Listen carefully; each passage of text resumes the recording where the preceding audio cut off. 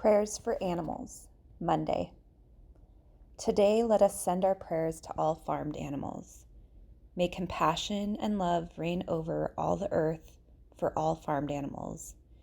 Dear ducks, geese, turkeys, chickens, cows, pigs, lambs, bison, elk, deer, and all of you who are suffering today in tiny cages or crowded into feedlots, being beaten, fed poisoned and unnatural food, and for those of you languishing without water or food on trucks or entering the slaughterhouses. We bear witness to your suffering.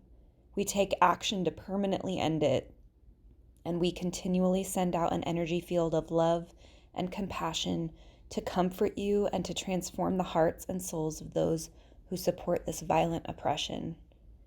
We send our tears and our prayers on wings of love to you.